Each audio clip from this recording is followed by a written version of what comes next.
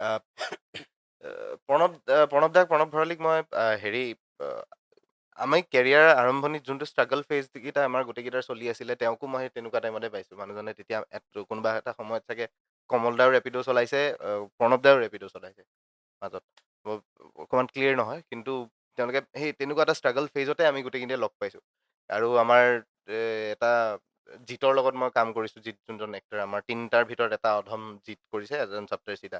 ত' এই গোটেইকেইটা মানুহক আমি কেৰিয়াৰৰ আৰম্ভণিত পোৱা। ত' মানুহকেইটাৰ লগত আমি ফেমিলিয়াৰ। তাৰপিছত যেতিয়া ষ্টৰী অ প্ৰণৱ দাই লিখিলে, কৃষ্ণচূড়া কৰাৰ পিছতহে কৰিছে নেকি? উম, আ ত' প্ৰণৱ দাই লিখিলে আৰু আমাৰ এটা আড্ডা আছে কমাৰ্চৰ সন্মুখত, গাট্টা বুলি। আমাৰ প্ৰায় ইণ্ডাষ্ট্ৰীৰ গোটেই ডিৰেক্টৰ, কৰিঅ'গ্ৰাফাৰ, এক্টৰ তাতে প্ৰায় গোট খাই থাকে আমাৰ অৰেঞ্জ ষ্টুডিঅ'ৰ ওচৰত। উম, ত' সেই আড্ডাটোতেই এদিন মোক গাড়ীত বহুৱাই লৈ ষ্টৰীটো ক'লে। ষ্টৰীটোত আৰু যেতিয়া ষ্টৰীটো শুনিছোঁ তেতিয়া এইটো দেখোন আমিও কৰিছোঁ জীৱনত। এইটো দেখোন আমাৰো হৈছে হুম, এনেকুৱা। কাৰণ বহুতখিনি বস্তু তেনেকুৱাই আছিল। উম, ত' বিৰাট এক্সাইটেড হৈ গ'লো। ফাৰ্ষ্ট ডে ষ্টৰীটো গম পায়ে বহুত এক্সাইটেড। উম, যিহেতু আমি নষ্টালজিয়া টাচ কৰিব লাগে আৰু আমাৰ একো কনটেন্ট নাছিলে, অসমত একো কনটেন্ট নাছিলে যোনে নষ্টালজিয়াটো এনেকে টাচ কৰিব পাৰে। ত' বহুত কনফিডেন্স তেতিয়াই ষ্টৰীটোতে আহি গ'ল। বাট আমি কষ্ট বহুত হৈছিলে। ছিৰিজখন কৰোঁতে আমি ১২ দিনত হয়তো ১২-১৫ দিনত আমি 180 টামান চিন মাৰিছোঁ। টোটেল যিহেতু বাজেট কম, মানে ছিৰিজখন আমি যেনে তেনে কৰি উলিয়াবলৈ আমি উম, প্ৰুভ কৰিব লাগে অডিয়েন্সক যে এখন ছিৰিজ বনিব। ছিৰিজখন চলোৱাব লাগে। ত' গতিকে কম দিনত বহুত মেক্সিমাম কাম কৰিবলৈ আমি চেষ্টা কৰিছিলোঁ। কিন্তু আল্টিমেটলি সেই আৰু কষ্টটোৰ ফল দিলে কাৰণে মানুহে ইমানে গম পালে, এতিয়া ইমান পপুলাৰ হ'ল, ইমান মানুহে এতিয়াও চিনি পায়, এতিয়াও গান বাজি থাকে। উম, ত' তাৰপিছত মই চিনেমাখনৰ কথালৈ আহোঁ। উম, ছিৰিজখন হৈ গ'ল। তাৰপিছত ছিৰিজখনৰ পিছত সি ভাবা নাছিলে চিনেমা কৰাৰ কথা। চিনেমাখন বেলেগ এটা স্ক্ৰিপ্ট তেওঁৰ আছিলে। ত' স্ক্ৰিপ্টখন তেওঁ নিজে ৰেণ্ডিশ্যন কৰিলে। ৰেণ্ডিশ্যন কৰি চুপা-চুপিৰ লগত মিলাই এটা ফুল বেলেগ পেকেজ এটা বনালে। আৰু উম, সেই পেকেজটো এতিয়া যিটো হ'বলৈ গৈ আছে, যিখিনি আমি কাম কৰিলোঁ, মানে আমিতো অকল এক্টিং কৰি থৈছোঁ উম, তাতে। উম, তাতে যিখিনি কাম মই এতিয়া দেখি আছোঁ, এতিয়া যিখিনি হৈ আছে, বা VFXৰ কামেই হওক বা মিউজিকৰ কামেই হওক, উম, সেইখিনিয়ে মানে এনেকুৱা ধৰণৰ অদ্ভুত এটা পেকেজ বনাই পেলাইছে প্ৰজেক্টটোক। ত' সেইটোক মানে মই নিজে ফেন হৈ গৈছোঁ নিজৰ বস্তুখিনি দেখি।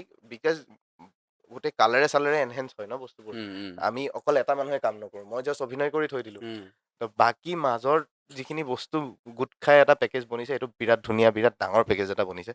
আৰু আমাৰ ১৮ তাৰিখে ১৮ মে'ত আমাৰ গানটো ৰিলিজ হ'ব। আ আমাৰ বিশ্বজিৎ শইকীয়াৰ যোনটো আমাৰ ফাৰ্ষ্ট উম, ৰোমেণ্টিক উম। ছং, ফাৰ্ষ্ট চুপা-চুপি মুভিৰ ফাৰ্ষ্ট ছং হ'ব এইটো ৰিলিজ হোৱা। ত' সেয়াই।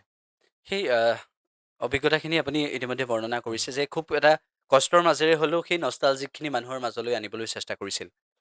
এইবাৰ চিনেমাখনতো সেইখিনি মানুহে পাব। উম।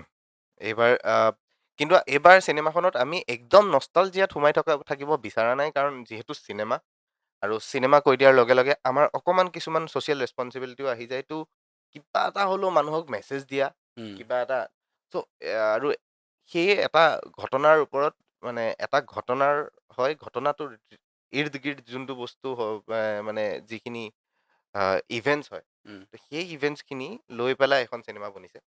ত' চিনেমাখন বহুত গ্ৰাফটো বেলেগ। আপোনালোকে চবকে আমাৰ যাক যাক মৰম দিছিলে চুপা-চুপি আমাৰ ছিৰিজখনত গোটেইখিনি মানুহক পাব। উম, প্লাছ বেলেগ এটা আ আমো পাব। আমো আমাৰ টিকলি আমাৰ আদিত্য। উম, তাই আমাতকেও সৰু টিকলি জেনেৰেশ্যনৰ তাইকো পাব। আমাতকে ছিনিয়ৰ জেনেৰেশ্যন অৰুণ নাথ ছাৰক পাব। উম, আৰু এটা ছাৰপ্ৰাইজ আছে। এইটো হেৰিতে পালে স্ক্ৰীণত আপোনালোকে গম পাব। আমাৰ ওচৰত আৰু কলকাতাৰ কথানন্দী বুলি এজনী এক্ট্ৰেছ আছে। তাইকো দেখা পাব। উম।